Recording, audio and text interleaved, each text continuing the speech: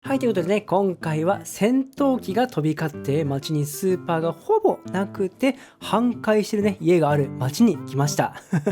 なんかね、この説明だけだとね、なんか戦争中の地域会議でね、思っちゃうかもしれないんですけれども、立派な愛知県にあるね、都市になっています。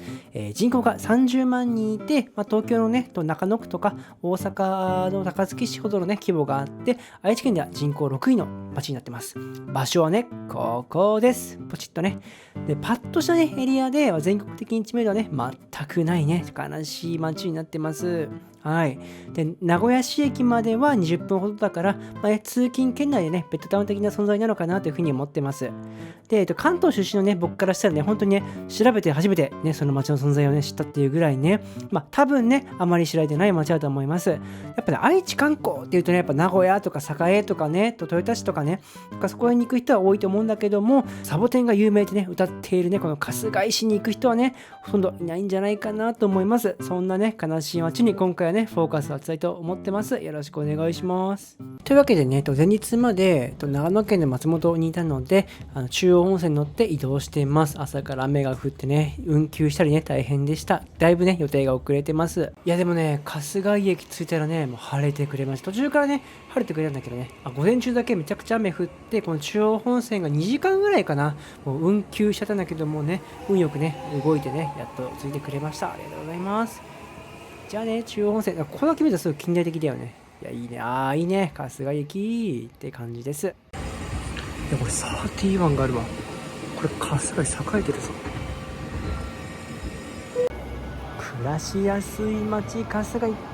ベッドタウン州はすごいね。時刻表はね、こんな感じです。1時間しっかり出てるよね。通勤時間帯でもね、しっかり10本ぐらい出てるし、やっぱね、ベッドタウン州しますね。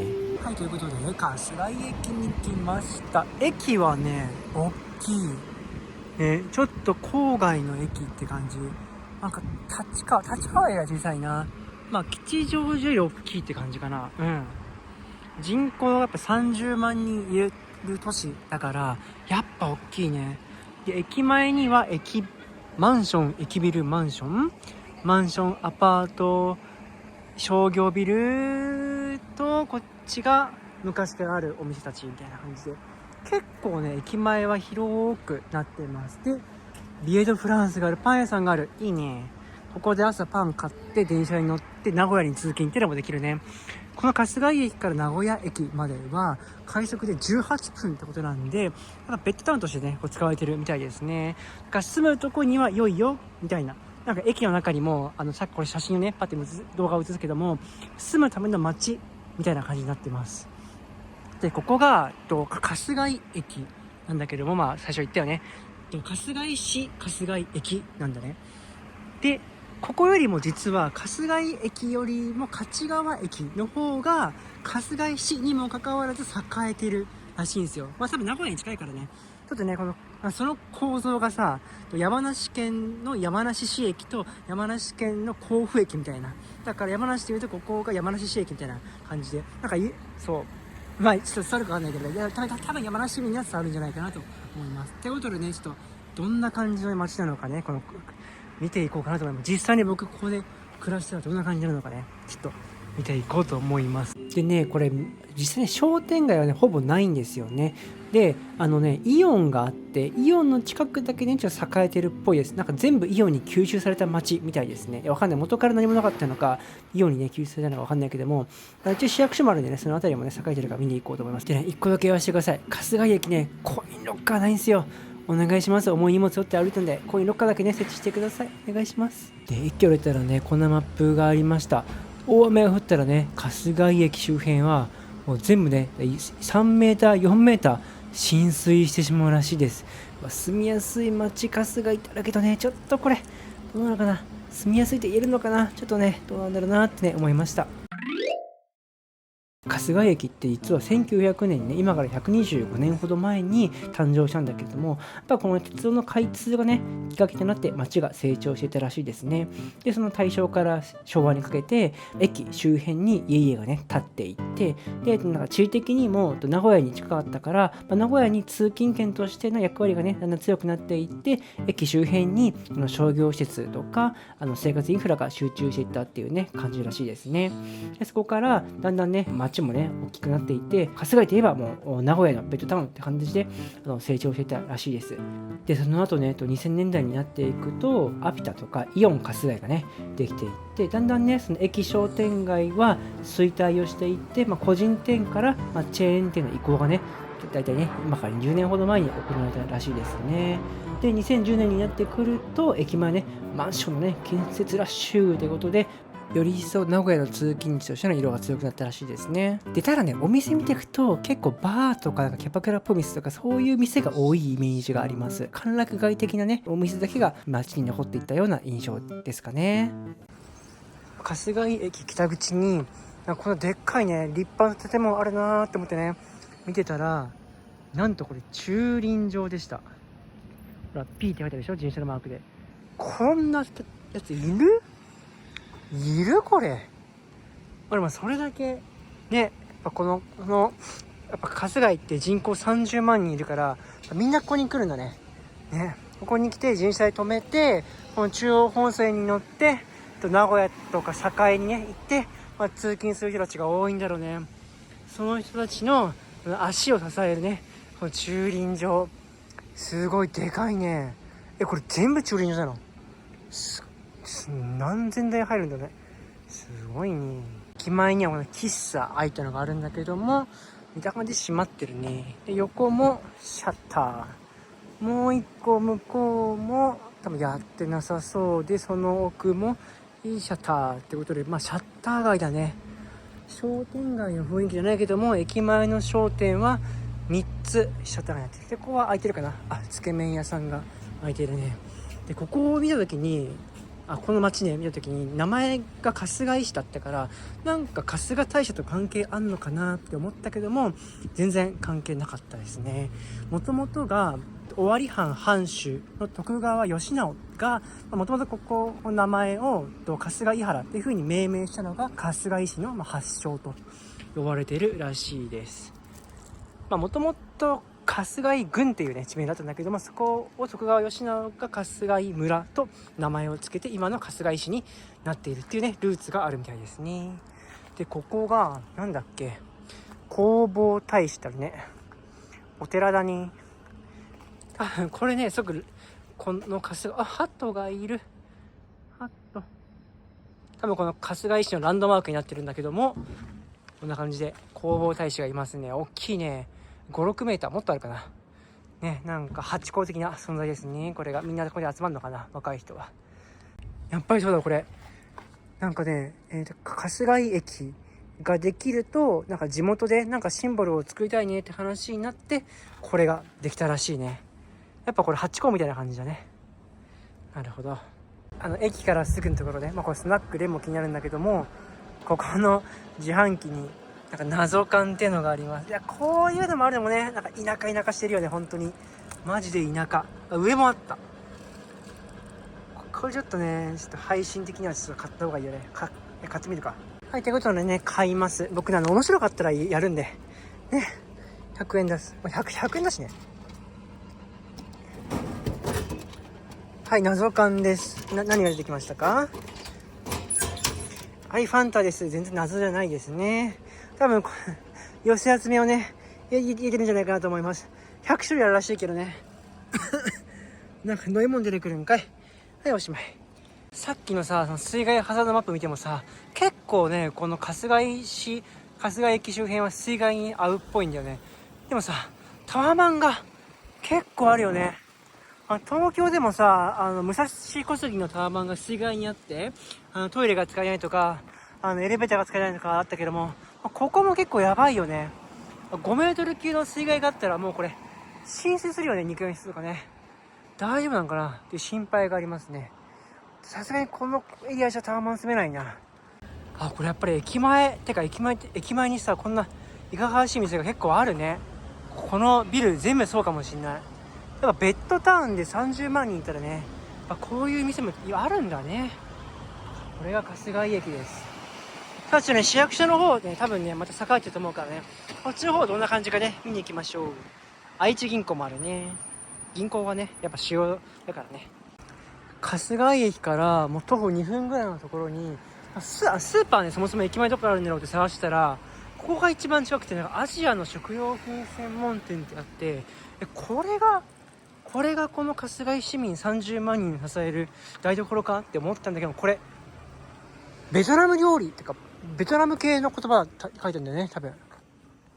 で、このお店が2個あるんだよね。近くに徒歩5分ぐらいのところにもう1店舗あって、これ春日井駅の使ってる市民どこで生鮮食品とか買ってんねんって思ったら、勝川の方にイオンがあるから、多分ね、そっちまでね買いに行ってんじゃないかなって思います。だから本当にこの春日井駅はもう住む人向け、もうただ住むだけ、買い物は勝川っていうねエリアかもしれない。それ結構大きいねマンションたくさんあるんだけども、スーパーがないです。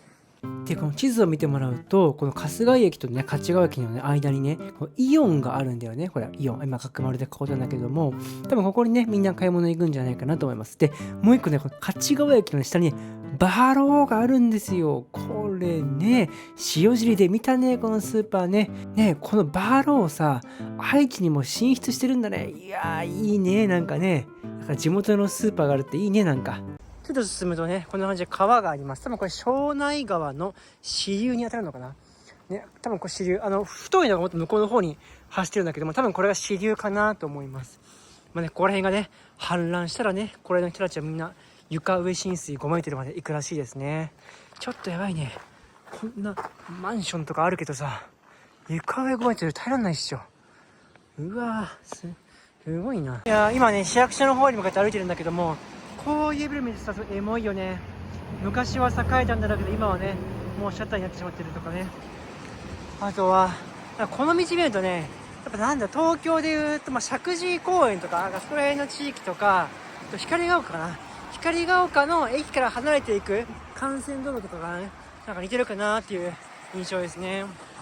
道路も、まあね、むちゃくちゃ汚くて整備されてないわけじゃないんだけども、まあなんか老朽化してるし、で、道もなんか広くて、あんま車が、まあ通ってるけどね、みんなめちゃくちゃ通ってるわけじゃないし、で、家もね、ポンポンってあって、商店もポンポンってあるみたいな、なんか、ちょっと栄えてるけど栄えきれてない、なんか垢抜けきれてないような街みたいな。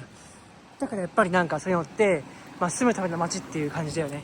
なんか商店街とか、なんかその商業施設がたくさんあるっていうわけじゃなくて、本当になんかもう住むことに特化した街。さっきの駅前のいかがわしい店もそうだけども、住んでる人向けのサービスがあるっていう感じ。奥にね、山田電機があります。いいですね。なんかそういう街。なんか、町々ってほんとこれ、特色があるね。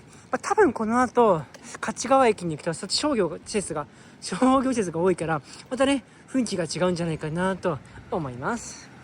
なんかこういう乾燥専門のコインランドリーだって、洗濯ないんかい。これもやっぱ田舎っぽいね。ここの自販機にも謎感があるじゃん。何これ。春日井町の春日井市民ってさ、なんか刺激を求めてるの？駅前の大人の店もそうだけどさ、自販機一つとってもさ、なんか刺激を求めてるよね。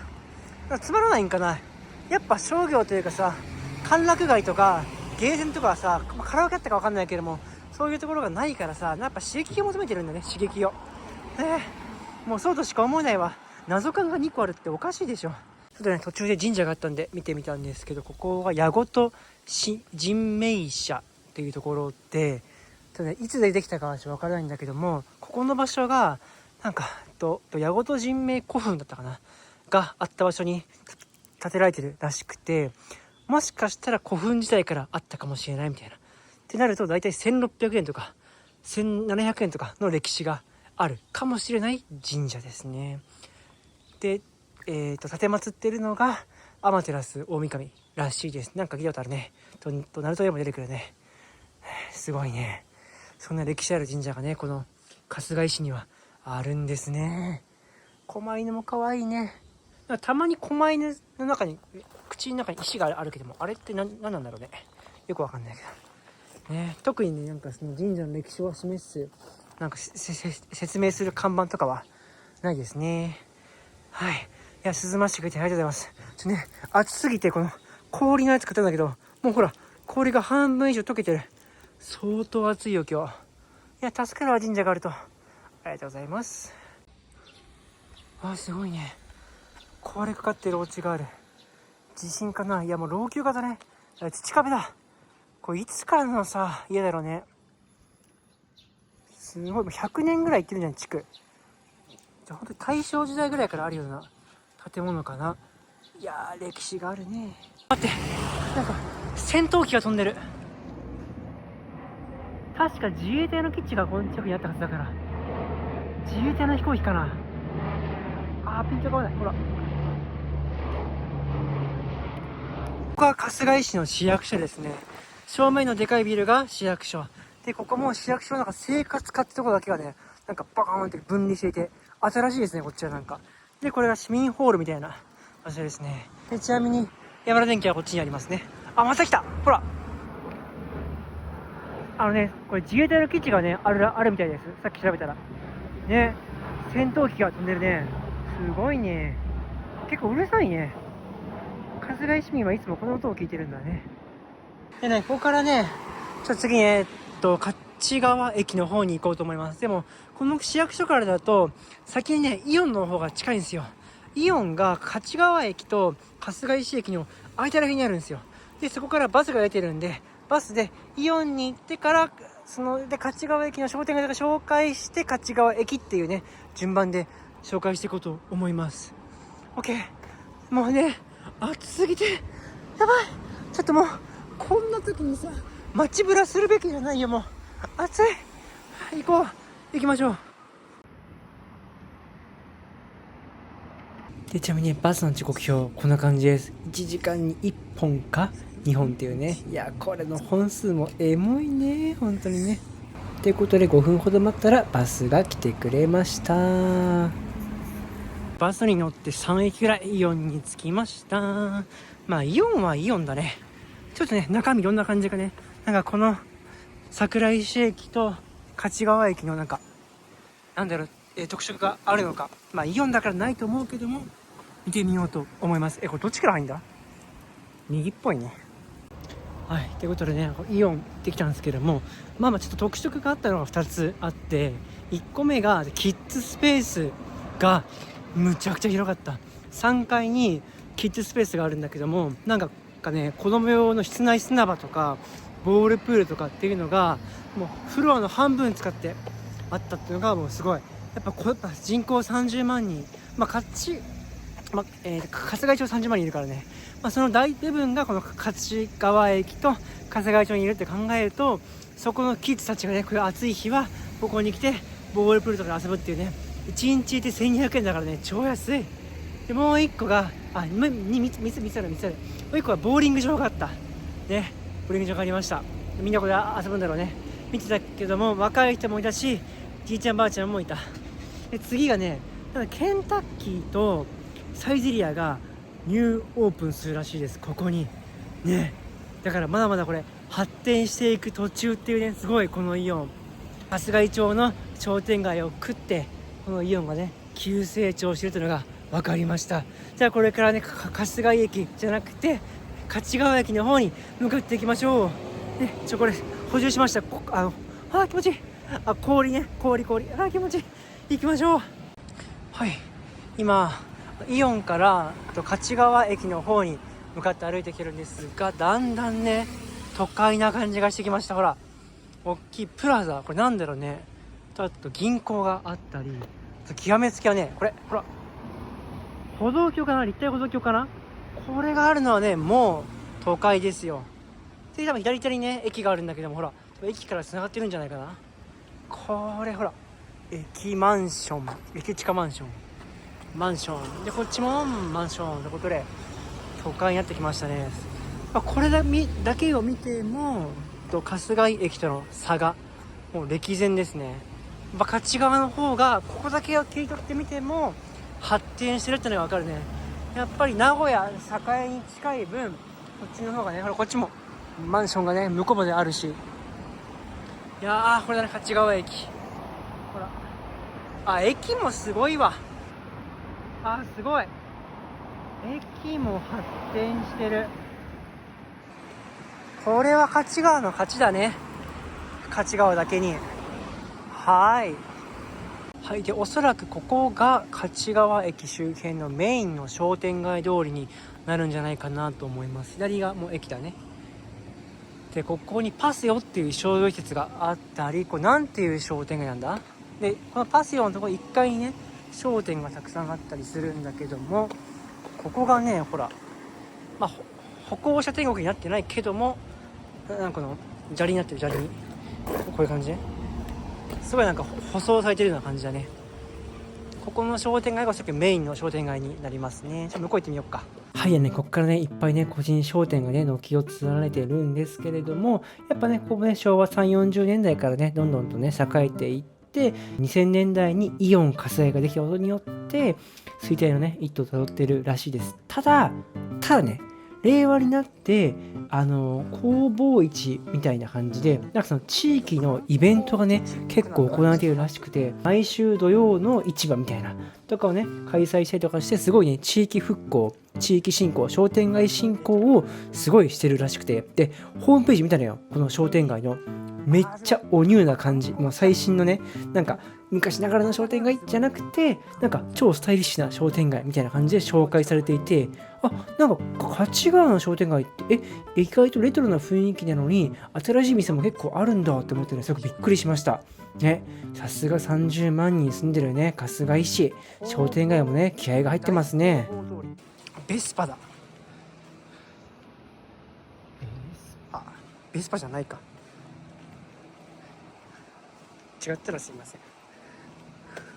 いや昔フリクリっていうアニメがあって、エヴァンゲリオンを作った監督だったかな、なんか作ったなんか短編アニメみたいなやつでフリクリっていうのがあって、そこに出てくる主人公のなんだっけ、春原ひらはらみたいな名前の、ね、主人公が乗ってたバイクがベスパで、なんかそれでねちょっとベスパ見ちゃうとベスパだって言っちゃうんだよね。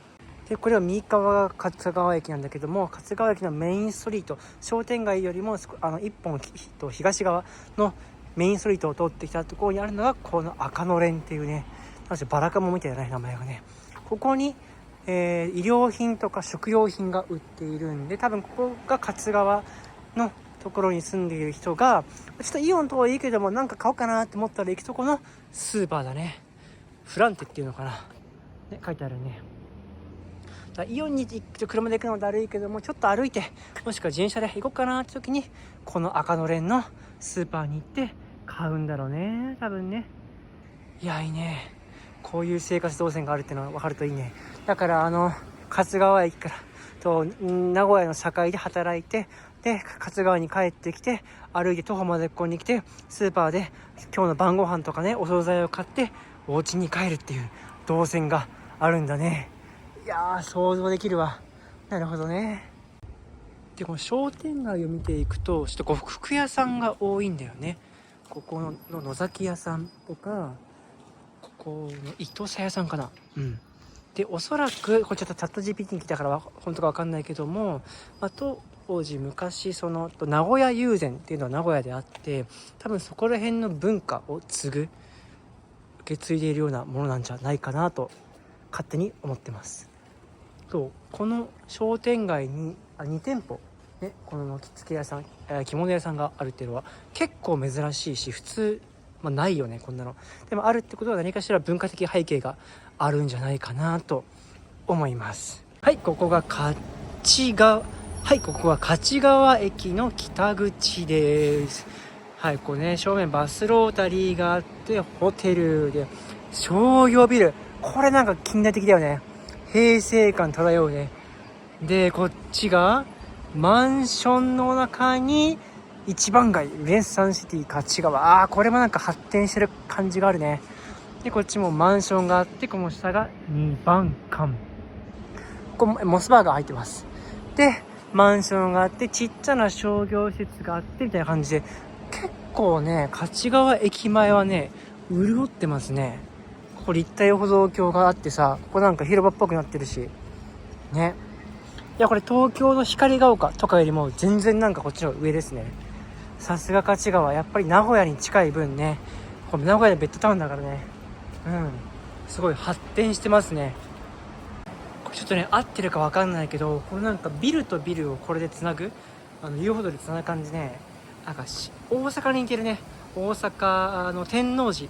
あそこがエミノとか、近鉄百貨店とかね、あるんだけれども、そこをこのなんか2階の遊歩道でつなげる。だからイメージ的には、なんかスモール天王寺みたいな、スモール天王寺みたいなとこ駅ですね、この勝川は。ね、住んでる人はどう思うかわかんないけど、僕のイメージはそんな感じです。スモール天王寺。ねあれ、めっちゃ可愛いんだけど。春日井市は実製サボテン生産日本一。なんでそうなんだ。サボテンって暑いところにできるイメージがあるけど。